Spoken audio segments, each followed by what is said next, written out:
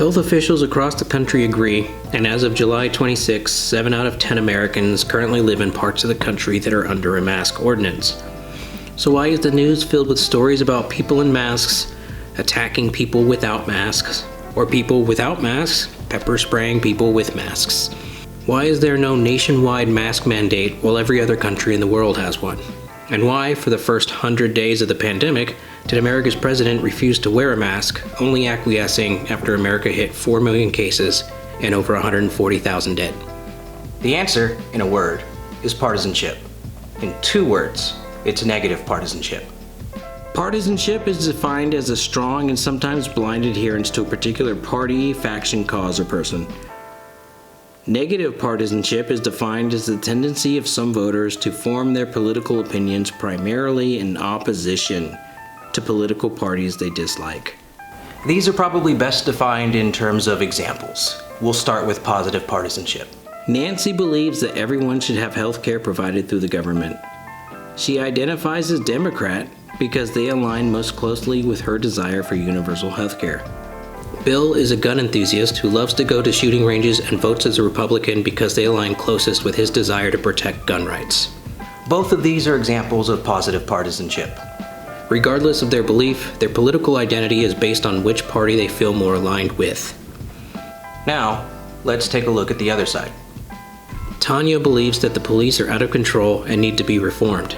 She doesn't identify with the Democratic Party, but she hates Republicans for their support of police tactics during protests against police brutality, so she votes Democrat. And Ted thinks that Democratic policies are taking too much of his income. He is not a passionate Republican, but he hates Democrats for government overreach, so he votes Republican. This is negative partisanship, and it's growing. Increasingly, Americans are defining themselves not by what they are for, but by what they are against.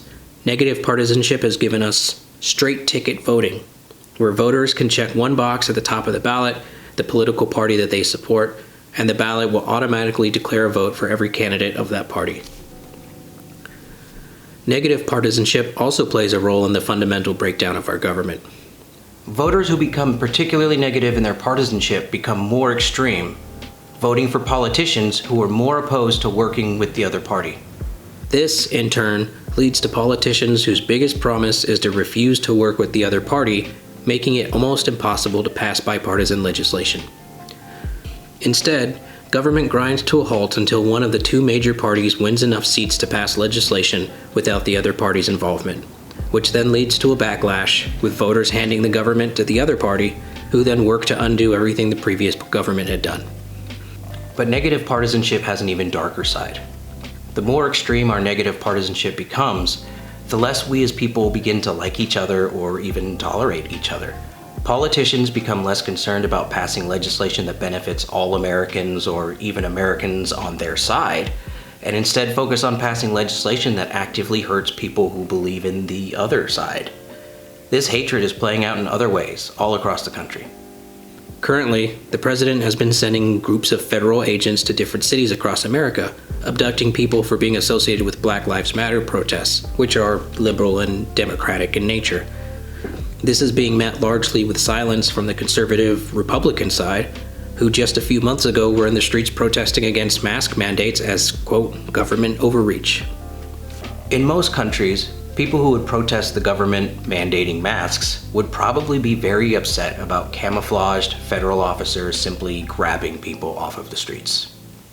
But here in America, our negative partisanship is so extreme that many conservatives are applauding it, twisting themselves into knots claiming they're for, quote, law and order, by a government blatantly stepping all over the Constitution. While the current president didn't create negative partisanship, he certainly has been one of its greatest symptoms. A classically petty man, he has spent his entire life publicly feuding with others and using wealth and the legal system to take advantage of and defeat his enemies. It was no wonder that so many Republicans have been wildly enthusiastic about him, someone who was never a Republican until deciding to run for the presidency, simply because he promises to hurt his opponents and their party. Republicans, due to their extreme negative partisanship, have morphed into what many people are calling a post-policy party. Rather than legislating to fix problems, even though they have the White House and the Senate, They are instead focused on culture wars as a way of keeping their base activated so that they will continue to vote for them.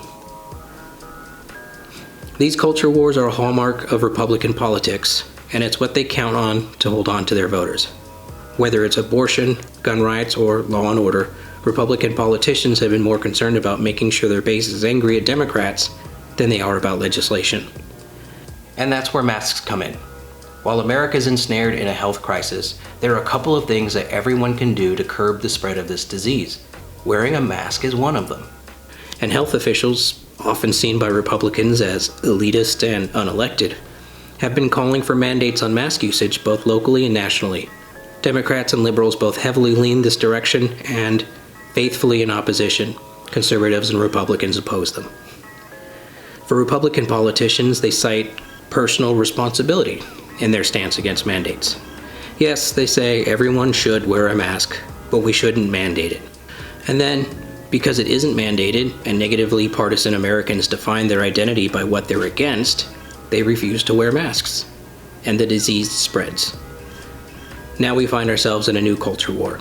People against wearing masks have been lashing out and attacking people for telling them to wear a mask, or refusing them entry to stores, or refusing to bring up their items. Alternatively, people who are wearing masks have been pepper spraying people who are not wearing masks.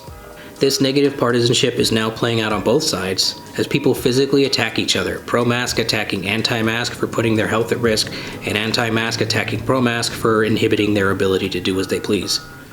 Currently, the only person this really benefits is the president, the sort of king of negative partisanship, who does better the angrier his base gets. The losers are the American people who are getting sick and dying. But even more importantly, negative partisanship is preventing Americans from electing a government that is working to solve their problems. In a two-party system, negative partisanship is a powerful tactic, since you only need to be against one party instead of two or more.